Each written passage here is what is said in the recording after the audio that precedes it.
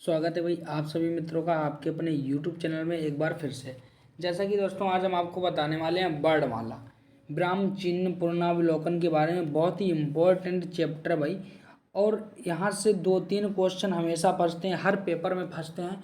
तो चलिए क्लास को करते हैं स्टार्ट। 5 मिनट का पूरा वीडियो होगा, सभी लोग जरूर देखें, ठीक है। तो चलिए भाई क्लास को करते हैं स्टार्ट और देखते हैं भाई किस तरीके से हैं।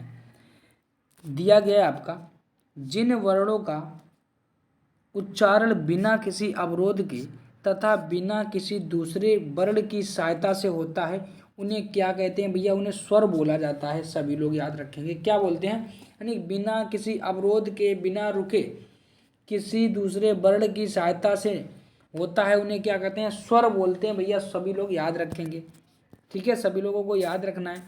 दिया गया है, जिन स्वरों के उच्चारण में कम समय लगता है उन्हें क्या कहते हैं? तो बताइएगा। जिन स्वरों को बोलने में बहुत कम समय लगे उन्हें भैया क्या बोला जाता है? हास्य स्वर बोलते हैं। क्या बोलते हैं? हास्य स्वर बोलते हैं। याद रखेंगे सभी लोग। दिया गया है, जिन स्वरों के उच्चारण में हास्य स्वरों से अधिक समय लगता है उन्हें क्या बोलते हैं? तो देखिएगा, उन्हें दीर्घ स्वर बोला जाता है भैया। जिन्हें बोलने में 2 गुना ज़्यादा समय लगे तो उन्हें हम बोलते हैं दीर्घ स्वर। सभी लोग याद रखेंगे। और आपका दिया गया भैया हास्य स्वर, देखिएगा ये हास्य स्वर दिया गया होता कौन कौन सा है? छोटा आ होता है, छोटी ई होता है, छोटा ऊ होता है और ऋषि होता है। यानी जिन्हें बोलने में बहुत कम समय लगे वो कैसे स्वर होते हैं भैया? हास्य स्वर होते हैं। दिया गया है अगला आपका मूल स्वर क्या होता है, देखिएगा। छोटा आ, छोटी ई, छोटा ऊ और ऋषि, जो आपके हास्य या मूल स्वर एक ही बात होती है। जैसे हमने यहाँ पे लिख दिया हास्य, हास्य या इस तरीके से लिखते हैं भैया मूल स्वर। तो ये बात एक ही हो गई, हास्य और मूल स्वर, याद रखिएगा। आगे देखते हैं, दिया गया आपका दीर्घ स्वर। अब देखिएगा दीर्घ स्वर में क्या आता है? बड़ा आ आता है, बड़ी ई आता है, बड़ा ऊ आता है, ए आता है, ए आता है, ओ आता है और ओ आता है। सारे के सारे बड़े अक्षर आ रहे हैं भाई। किसमें? दीर्घ स्वर में क्या होता है? सारे के सारे बड़े अक्षर आते हैं भाई। जिनको बोलने में ठीक दुगना समय लगता है उन्हें दीर्घ स्वर बोला जाता है। याद रखिएगा। आगत स्वर क्या होता है? आगत स्वर देखिएगा, आगत स्वर आपका आ है।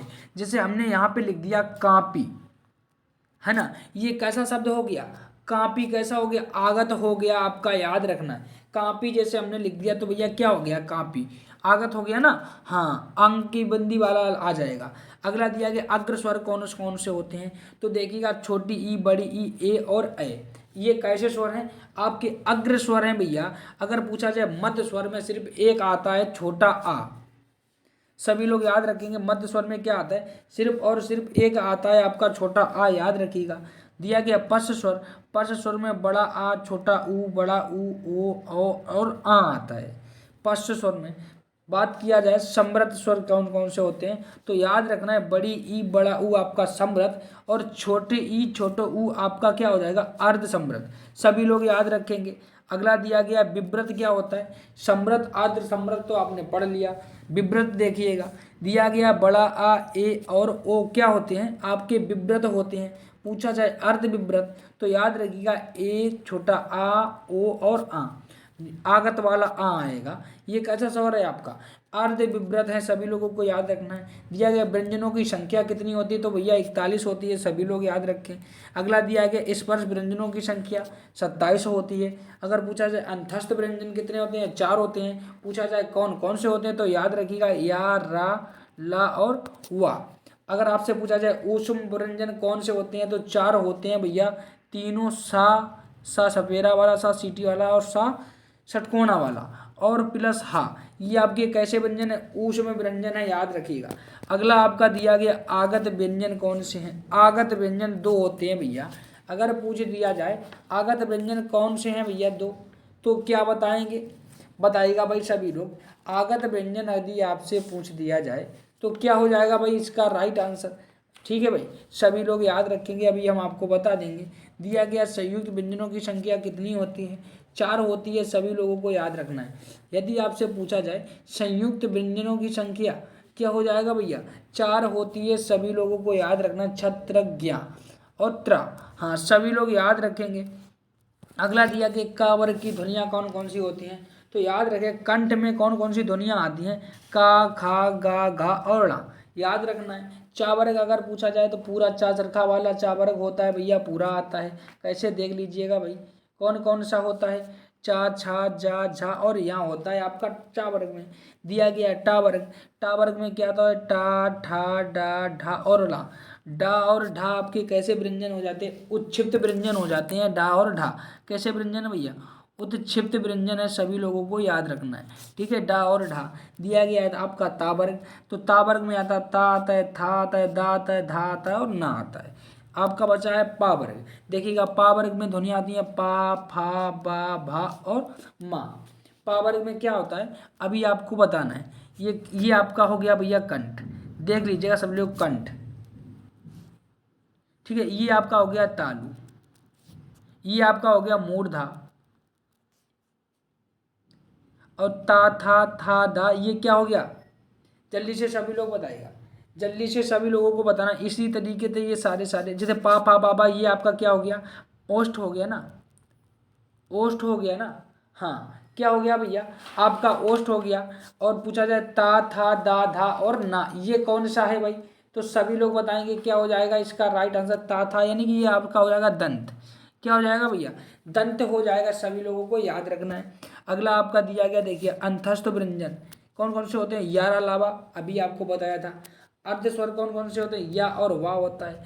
लुंठित क्या होता है भैया, लुंठित और पार्श्विक बहुत बार पूछा गया क्वेश्चन है, दोनों को रख लीजिएगा, लुंठित और पार्श्विक। लुंठित में ला आता है तो ला चला जाएगा पार्श्विक में, पार्श्विक में रा आता है तो रा चला जाएगा आपका लुंठित में, यानी कि लुंठित हो जाएगा रा और पार्श्विक हो जाएगा आपका ला। सभी लोग याद रखेंगे। दिया गया है आपका ऊष्म संघर्षी व्यंजन, तो तीनों सा और हा अभी आपको बताया था। उच्छिप्त व्यंजन भैया क्या होते हैं, देखिए डा और डा ये भी बता दिए हैं। दिया गया अघोष व्यंजन है, प्रत्येक वर्ग का प्रथम और द्वितीय अक्षर तथा सा फा सा और हा कैसे वर्ण है, अघोष वर्ण है। अभी आपको बताया था प्रत्येक वर्ग का पहला, तीसरा और प्रथम और द्वितीय अक्षर, सॉरी प्रथम और द्वितीय अक्षर कैसा है आपका अघोष। सभी लोग याद रखेंगे। ठीक है भाई, सभी लोगों को प्रथम और दूसरा यानी पहला दूसरा अक्षर आपका अघोष, तीसरा चौथा और पांचवा अक्षर आपका क्या हो जाएगा सघोष। सभी लोग याद रखेंगे। अगला दिया गया है सघोष व्यंजन है, प्रत्येक वर्ग का तीसरा चौथा पांचवा अक्षर तथा डा ढा जा या रा ला वा और हा एवं सभी सघोष हैं। ठीक है, सभी लोग याद रखेंगे। दिया गया अल्प प्राण व्यंजन, प्रत्येक वर्ग में प्रथम तृतीय पंचम तथा अंतस्थ वर्ण है, सभी लोगों को याद रखना है। अगला दिया गया आपका महाप्राण व्यंजन है, प्रत्येक वर्ग के द्वितीय व चतुर्थ अक्षर कैसे हैं भैया महाप्राण तथा ऊष्म है, ऊष्म व्यंजन है, सभी लोग याद रखेंगे। अगला क्वेश्चन किया दिया गया है देखिएगा, नासिक के व्यंजन है डा ढा ना ना मा, यानी कि प्रत्येक वर्ग का पंचम अक्षर आपका क्या हो जाएगा भैया नासिक हो जाएगा, याद रखना है। प्रत्येक वर्ग का पंचम अक्षर आपका क्या होता है नासिक होता है। ठीक है भाई, याद रखना है। दिया गया आपका कंठ व्यंजन है का खा गा घा और ड़ा, इसमें देखो नासिक आ रहा है लास्ट का, प्रत्येक वर्ग का पंचम अक्षर आपका क्या होता है, अभी आपको बताया था भैया नासिक होता है, सभी लोग याद रखेंगे। अगला क्वेश्चन दिया गया है आपका तालव्य व्यंजन, चा छा जा झा या और सा या, ये आपके तालव्य हो गया। मूर्धा की बात करें तो टा ठा डा ढा णा और सा क्या हो गया आपका मूर्धन्य हो गया। डी दिया सी और आगे दिया गया दंत व्यंजन है ता था दा धा और ना। पूछा जाए दंत, यानी कि दंत में क्या आ जाता है भैया पूरा का पूरा आपका टावर्ग आ जाता है। ओष्ठ की बात करें पूरा का पूरा पावर्ग आता है आपका ओष्ठ में, यानी पा फा बा भा मा, याद रखिएगा। वत्सर्ण व्यंजन कौन से होते हैं सा रा और ला, ये कौन से वत्स व्यंजन है सा रा ला, याद रखिएगा। दिया गया दंत दंत ओष्ठ व्यंजन, तो भैया याद रखना है आपको वह आपका कैसा है दंत ओष्ठ है, सभी लोग याद रखेंगे।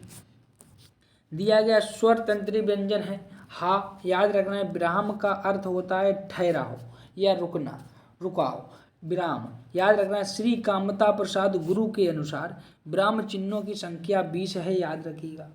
कामता प्रसाद गुरु के अनुसार विराम चिन्हों की संख्या कितनी है भैया 20 है, याद रखेंगे। आपका चिन्ह दिया गया अल्प विराम का, अर्ध विराम यह होता है। हंस पद किस विराम का एक और नाम है, क्या है भैया सभी लोग याद रखेंगे तो त्रुटि विराम बोला जाता है। क्या बोलते हैं उसे? त्रुटि विराम बोलते हैं। याद रखिएगा, जैसे राम कहाँ जा रहा है, इस वाक्य में किस विराम का प्रयोग हुआ है भैया? किस विराम का प्रयोग हुआ है? हाँ, बिल्कुल राइट आंसर है भाई, बिल्कुल राइट आंसर हो जाएगा इस विराम का। हाँ बिल्कुल राइट है। अगला क्वेश्चन आपका क्या दिया गया देखिएगा। क्वेश्चन दिया पूर्ण विराम का प्रयोग किया जाता है वाक्य के, काहे में किया जाता है? पूर्ण विराम का। वाक्य के अंत में क्या होता है? हाँ, ये दो विसर्गें टाइप की लगती हैं, पूर्ण विराम। अगला दिया गया उपविराम है, सॉरी उपविराम दिया गया, किस विराम चिन्ह का प्रयोग सर्वाधिक होता है? तो सभी लोग याद रखेंगे भैया अल्प विराम का। अल्प विराम का कैसा होता है? ये इस टाइप से होता है, यानी कि इस टाइप से लगता है नीचे अल्प विराम। अल्प विराम का चिन्ह सर्वाधिक होता है, सभी लोग याद रखेंगे। तो भाई ये था आज का वर्णमाला से। वर्णमाला से बहुत ही इम्पोर्टेंट तरीके से आपके लिए लाए थे वर्णमाला से क्वेश्चन। ठीक है भाई, यदि आपको अच्छे लगे हो तो आप हमारे चैनल को लाइक सब्सक्राइब शेयर जरूर करिएगा। मिलते हैं छोटे से नेक्स्ट वीडियो में, तब तक के लिए थैंक यू।